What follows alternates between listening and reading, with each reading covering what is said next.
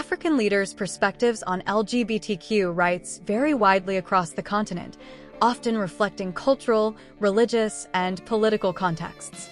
Here are some opinions and stands from various African leaders on LGBTQ issues. 10. Yoweri Museveni, Uganda. What is your message to Western human rights groups, to President Obama, respect, to lesbian, gay, bisexual, and transgender people? Respect African societies and their values. If you don't agree, you just keep quiet, just manage our society the way we see. If we are wrong, we shall find out by ourselves. Just the way we don't interfere with yours. Do you personally dislike homosexuals? Of course, they are disgusting. What sort of people are they? How can you go? I never knew what they were doing. That's how I've been told recently that what they do is terrible, disgusting. But I was ready to ignore that if there was proof that that's how he's born, abnormal. But now the proof is not there. 9. Robert Mugabe, Zimbabwe. We equally reject attempts to prescribe new rights that are contrary to our values, norms, traditions, and beliefs. We are not gays. Cooperation and respect for each other will advance the cause of human rights worldwide. Confrontation, vilification, and double standards will not. 8. Nana Akufo-Addo, Ghana. Something you said a little earlier on about freedom of expression. So I want to ask you about what is happening in your country and homosexuality, for example, which I believe is illegal and it's punishable. I mean, why is homosexuality still illegal in your country? The social, cultural issues, if you like. I don't believe that in Ghana so far a sufficiently strong coalition has emerged, which is having that impact on public opinion that will say, change it. Let's then have a new paradigm in Ghana. Is that something you would get behind? I think that it is something that is bound to happen. And when that happens... What's going to provoke it? What's going to make it happen? Oh, it's the activity, like elsewhere in the world. Like elsewhere in the world, the activities of individuals, of groups.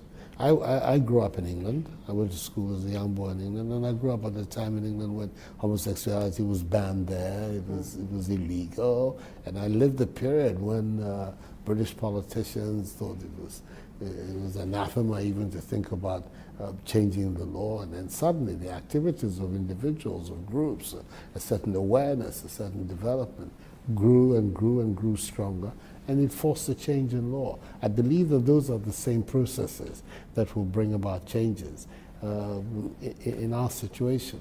At the moment, I don't see that in Ghana there is that strong current of opinion that is saying this is something that we need to even deal with. It's not so far a matter which is on the agenda. 7. Macky Sall, Senegal. Senegal's president, Macky Sall, on Wednesday defended the country's criminalization of homosexuality, telling visiting Canadian Prime Minister Justin Trudeau that his country's laws would not change regarding the practice. Trudeau had appealed to Sall to stop the jailing of gays and lesbians, a subject on which the Senegalese leader remains uncompromising. We cannot ask Senegal to say tomorrow we legalize homosexuality and tomorrow is gay parades. That's not possible either, because our society doesn't accept it. Society will evolve. It will take as long as it takes. I believe that even in northern countries, this debate isn't totally exhausted. Senegalese public opinion massively backs the criminalization of homosexuality. Under the country's laws, anyone found guilty of having gay sex is liable to 5 years imprisonment. Senegal is predominantly Muslim. President Macky Sall said his country respected human rights, but he emphasized that no changes on laws regarding homosexuality would be forthcoming. 6. Paul Kagame, Rwanda. Mr. President, you were speaking about a modern Africa, and I'm here with the Bay Area Reporter, which is the LGBT newspaper. And for people who don't know what LGBT is, that's the gay and lesbian community. So I'm wondering, you've done so much for women in Rwanda, and they have so much power. I'm wondering, is the LGBT community a part of the future of Rwanda?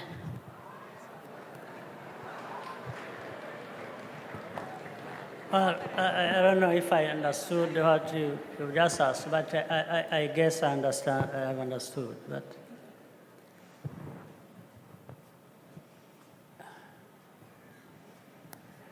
LGBT.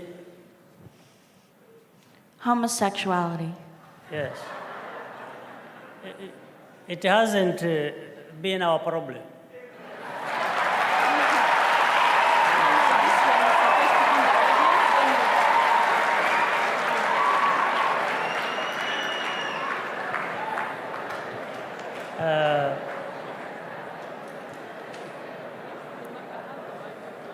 And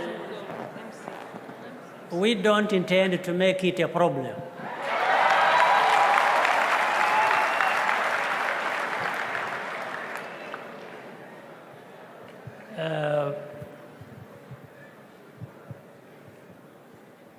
So we are struggling with all kinds of problems we have, and as I said earlier, we want to have everybody involved, participating.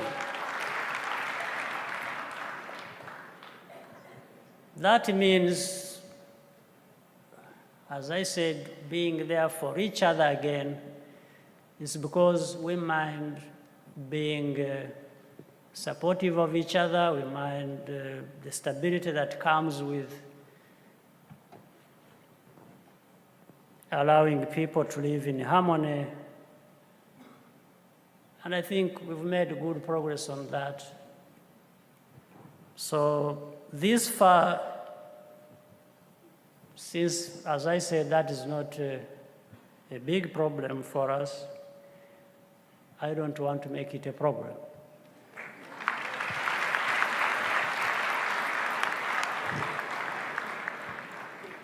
We'll take a question. 5.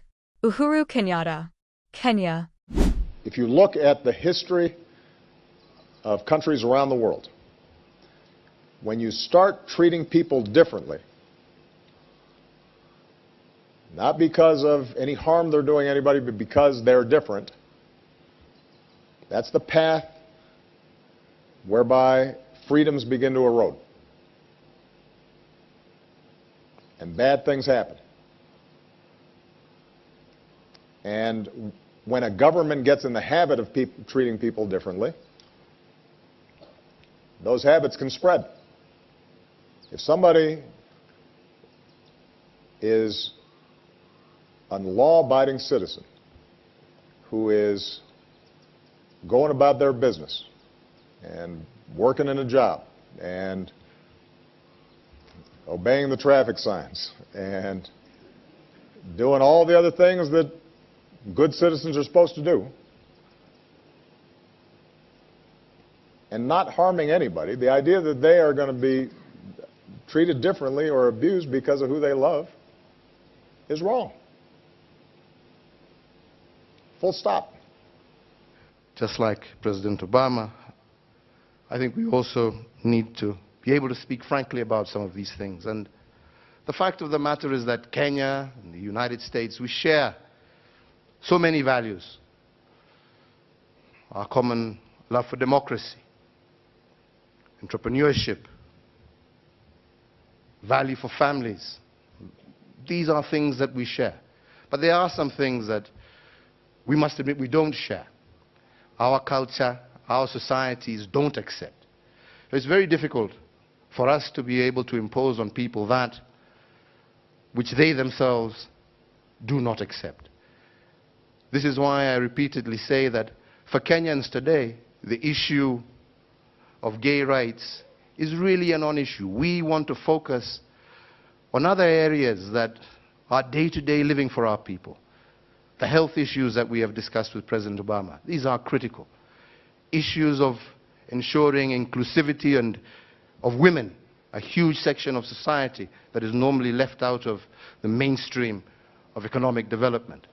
What we can do in terms of infrastructure, what we can do in terms of education, in terms of our roads, in terms of giving our people power, encouraging entrepreneurship.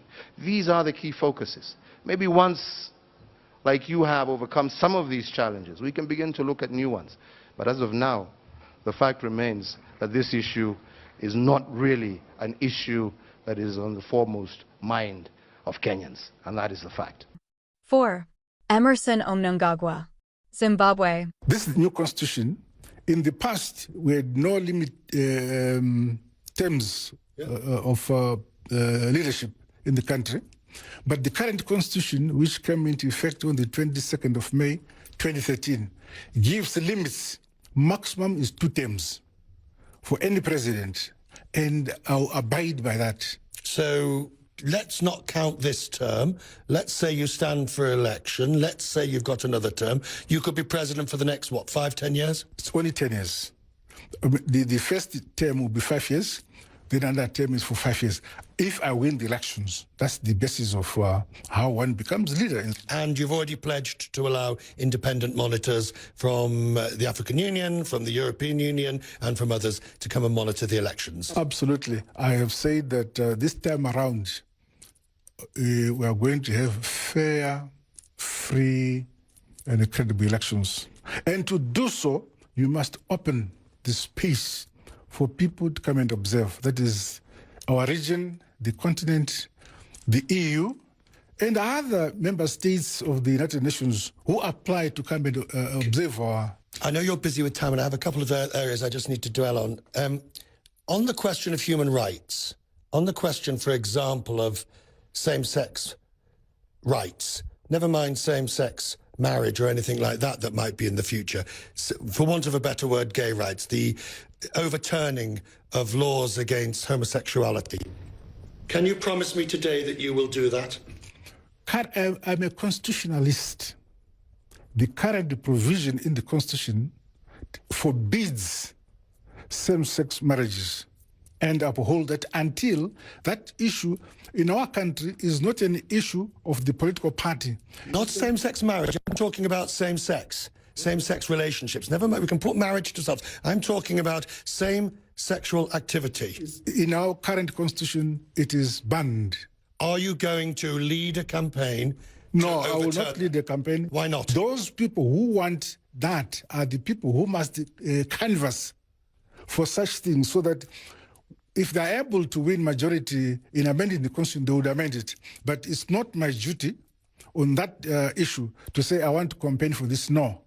Of course it is your, with respect, Mr. President, of course it's your duty. It's your duty to uphold human rights as recognised by the United Nations and as recognised by the countries. It's my duty to obey my constitution.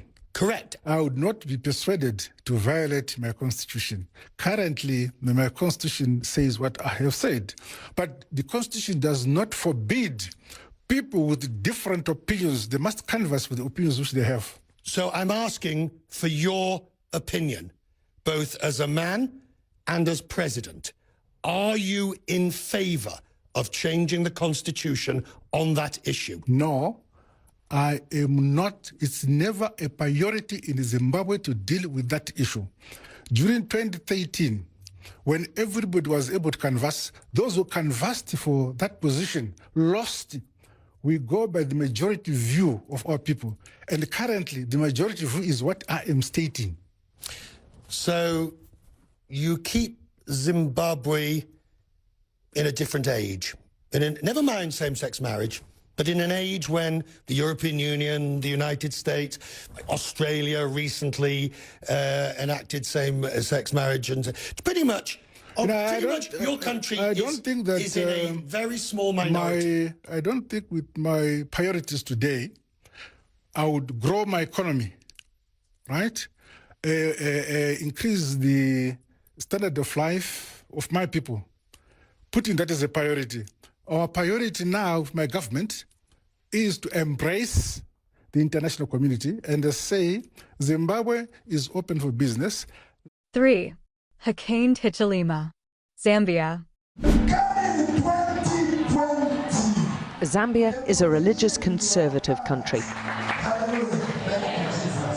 and it has some of the toughest anti-homosexual laws in Africa. Many in this congregation are avid supporters of their president's stand against gay rights and appalled at the American diplomatic intervention. And the Zambian leader was unequivocal about his stand on the issue when he spoke to us. We are saying no to homosexuality. Why should you say we're going to be civilized if we only allow it? Are you saying we are very primitive now because we are frowning upon homosexuality? Even animals don't do it. Why should we be forced to do it because we want to be seen to be smart, to be seen to be civilized and advanced and so on? The US is a big aid donor to Zambia, but the Zambian president said no amount of money could make him change his mind on homosexuality. A retraction or apology would do, but I don't know, to be honest with you, how far this matter will go. Because already you're tying it to aid. If that is how you're going to bring your aid, then I'm afraid the Western can leave us alone in our poverty, and we will continue scrounging and struggling and see how we can get going. The president already cancelled a meeting with the US ambassador, and it's hard to see how their relationship can be rebuilt with such diverse views on homosexuals. They require help, obviously. For me, I think they're sick. That's how I see it, but they need help. The fact that they're going to jail probably is one thing, but help should be rendered to them. A pardon could be considered, but not in the manner that the ambassador is coming out, like insulting the collective wisdom of the Zambian people and the sovereignty of this state. You don't do that. But the jailing. 2. Hage Geingob, Namibia. The Supreme Court ruling mandated the Ministry of Home Affairs, Immigration, Safety and Security to acknowledge same-sex marriages performed in jurisdictions outside Namibia between citizens and foreign spouses. In his address during the Central Committee meeting, Dr. Hage Geingob called on the party members to stay calm, saying the party will look into the matter legally and will give feedback to the public on its position regarding this ruling. And in 17, I think, already with a constitution, a law drafted, we were together, to define what family is. We said family will be a man and a woman. That's SWAPO's position. Now why do you get excited as SWAPO members? Our national constitution is equally very explicit. It defines marriage to be between a man and a woman. Constitution is very clear. It does not change.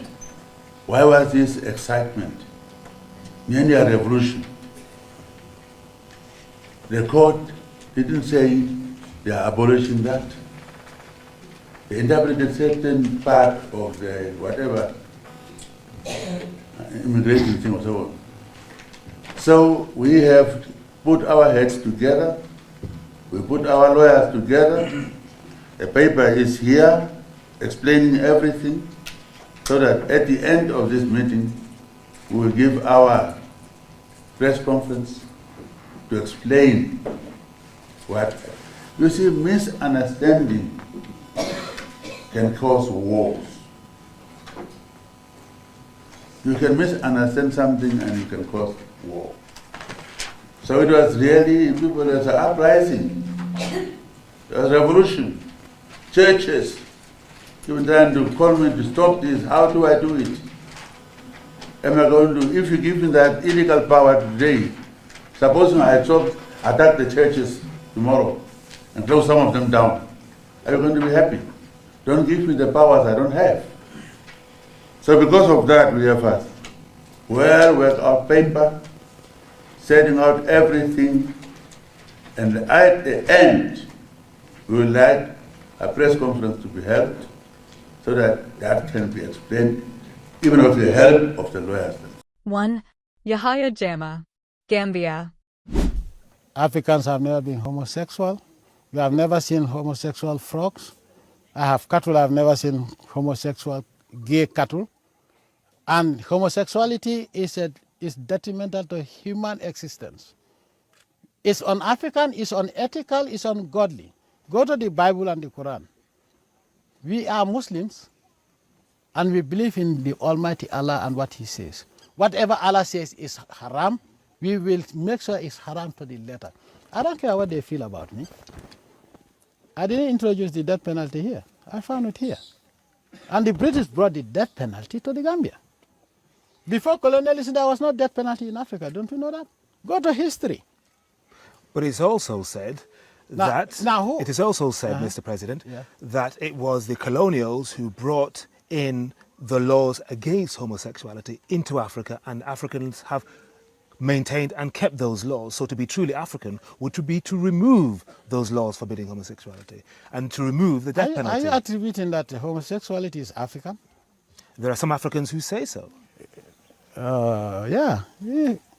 Now, in the slave trade, doesn't Africans capture people in the bush? So those are the same type of Africans that we still have that they use against us. So I wouldn't be surprised. Yeah, but homosexuality is un-African.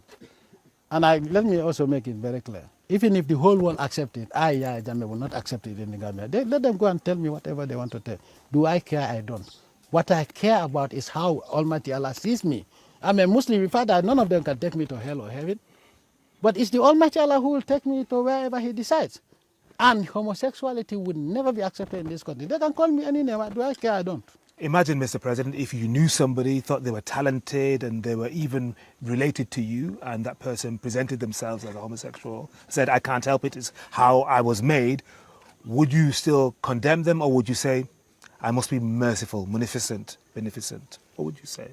In applying the law, I have no relative. I have sworn to the Holy Quran that I will do my duties without fear or favor, ill will or affection. These perspectives illustrate the often collective views on LGBTQ rights among African leaders and Africans. To say that we don't want LGBTQ, the president of Uganda, Yoweri Museveni, said no. Tanzania said no. Kenyans, we want it to be no. Kenya's neighbor Uganda in May enacted an anti-LGBTQ law that carries a death penalty for charges of aggravated homosexuality. We're certainly watching this real closely, and we would have to take a look at whether or not there might be repercussions that we would have to take, perhaps in an economic way, should this law actually get passed and enacted.